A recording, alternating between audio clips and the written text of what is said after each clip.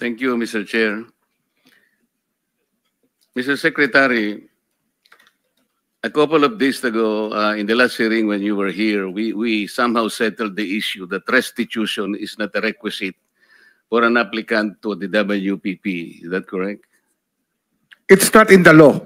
But sa akin ko kasi, hindi lang po batas na nagdidictate dito. It's also what is morally right, what is expected of us. Yan po kasi, kahit hindi nilagay sa batas, mga given po yan sa ating lipunan. What do you mean by that, Mr. Secretary? Kasi wala nga sa batas yung ano. Wala nga sa batas. Yung Then, requirements ano ilalagay mo sa batas? for admission to the witness protection. Ang restitution is not part of it. Yes, it is not. Oh, pero hindi mo nangangahulugan na hindi namin pwede i-layout yan depending on the case. Mr. Secretary, I am still in the stage where a particular applicant wishes to apply under that program. And there is a process. In the process, restitution is not one of the requisites. Is that correct? Opo, pero if it's in terms of this case being a financial crime, sir, this is a crime against the financial status of the Filipino people, of the Philippine Republic. I think that it's just right. Mr. Secretary, are you amending the provision of the No, law? sir. No, sir. But that is how we run the Witness Protection Program. As a lawyer, Mr. Secretary, may I ask you, in a criminal prosecution, the civil liability is impliedly instituted. Is that correct? Of course. Kaya nga eh. Hindi naman nangangahulugan kung sakasakali natapos na yung criminal prosecution. Kapag ka nakita na mayroong criminal liability yung tao, because it is impliedly implied, doon lang magkakaroon ng restitution. It will come after. Paano mo sasabihin na magre-restitute ang isang tao? Meron na bang findings kung magkano i-restitute on how it can be restituted? Nag-a-apply pa lang eh. Huwag po ninyong babaguhin ang requisite ng batas, Mr. Secretary. I thought nung dumating ka dito, nagkaintindihan na tayo eh. Kaya nabablar ang proceedings natin eh. Kaya nga kinote ni, siguro, ang chairman kanina gusto kong ituloy ito, sinabi niya, nagpa-interview siya, na goodwill and sincerity should be done para i-test. Pwede ba yung ganito? I respect your opinion, sir. But it is not my opinion, it is in the law, Mr. Secretary. Yes, sir. Yes, sir. But I am operating... The arbiter sir, is the law. Sir? May I speak, sir? Yes, you I'm are operating from the vantage point of the reason resource, behind the law, sir. What is the reason behind the law? So that we can get justice, and justice can only be attained if there is restitution. So that is the principle behind all of these things that we are talking about now. Mr. Secretary, restitution will come after. It cannot be... Sir, it can come before or after, sir. It can come before or after. You cite the law that it come before. Wala nga po sa batas eh. Huwag po ninyong babaguhin ang batas, Mr. Secretary. We are operating on a unique set of facts, and we are... All of these matters are being evaluated because the gravity of this financial crime cannot be underestimated.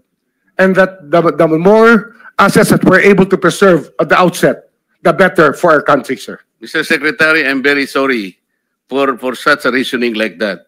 Alam mo, nakikinig I'm very sorry, ang sir. bansa. Also, sir, I'm very sorry too if you do not agree with me.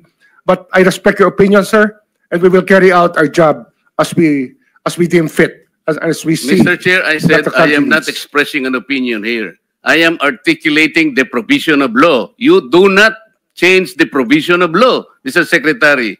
You may be disbarred from doing this. Then it's your opinion, sir. It's your option, sir. Sinabi ko na nga, hindi ko opinion dito. I am articulating Then it's your option, the sir. It provision of law. is what you wish to happen. That you may proceed Ikaw ang with what you nagbibigay wish. ng opinion, nilalagay mo yung restitution to test the goodwill of a possible applicant. It is not in the law. Unless you are able to point out the provision of law that it come before. Hindi ganun eh. Sabi mo na nga, and we admitted, impliedly instituted ang civil liability, but this will come eventually after the court has pronounced kung magkano ang ibabalik niya, kung meron man. Not before. Thank you, Mr. Chair. Are you done, Senator Marcoleta? Thank you. Okay. So next in line is Senator Padilla. Please limit your question kay Secretary Remulla. Apo, gusto ko lamang pong sabihin kay Secretary, pangalagaan na lang po si Engineer Henry Alcantara. Yun lang po. Opo, salamat po. Thank you. Senator De La Rosa. Thank you, Mr. Chair. Point of clarification lang ito sa akin, Mr. Chair, dahil ito mga diskayas, para mukhang nagbigay na ito ng affidavit in the previous hearings. Gusto natin na may resulta kaagad ito investigation natin. Baka pwedeng isama na rin yung affidavit nila, sir, na evaluate ng DOJ para isang bagsakan na lang yung pagpile ng kaso. Dahil marami sila binanggit na pangalan ng mga congressman. As a matter of fact, undergoing evaluation. Undergone by whom, Mr. Chair? DOJ. DOJ ongoing. Sir, na. we met with them already and we will meet again with them tomorrow. Kasi nawala nga yung kahapon, sir. No? We lost the time yesterday. We were supposed to meet yesterday. Hindi lang po natuloy. Yes, sir. Mr. Chair, just para mas maganda kung isang bagsakan na makuha na sana lahat yan, mapaila na kaagad, Opo. Opo. mas maganda. Thank you. Thank you lang, Mr. Chair. Thank you, Salamat. Senator Rapi. Yeah, Mr. Chair, to Secretary Remulla, wala nga talaga sa batas yung bang magsoli muna ng pera para ikaw ay mapasok sa WPP. Pero kung pagbabasehan natin yung kagusto ng taong bayan, ang galit ng taong bayan, na gusto nilang magpakita yung goodwill, yung accused bago siya mapunta sa WPP, siguro mas maganda kung sundin natin yung kagusto ng taong bayan, right? Opo. Thank you, Mr. Chair. Mr. Chair, Yes, there's also, Senator I would like to manifest that hindi ko alam kung nakikinig ho tayong lahat, yung sigaw ng taong bayan na libo-libo sa People Power Monument sa Luneta, hindi lang po pagnanakaw, they were also shouting, ibalik yung pera nila. And I believe the Secretary of Justice heard that, and I believe Malacanang heard that.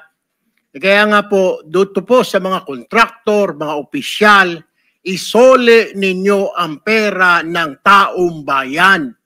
Hindi po batas ang pinag-uusapan. Wala ho tayong pakialam sa batas.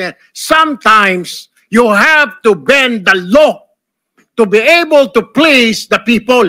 Mas mataas po ang taong bayan sa batas. Am I right, Secretary Remulla? Yes, sir. Mr. Chairman, Thank you, Mr. Chair.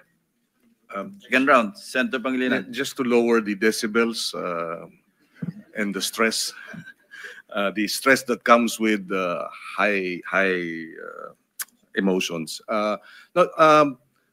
Si Ginoong Secretary Remulla, si Ginoong Hernandez halimbawa, sinurrender na sa ICI, no? Yung ilang vehicles at sinasabi niyang willing pa siyang mag-surrender ng Lamborghini.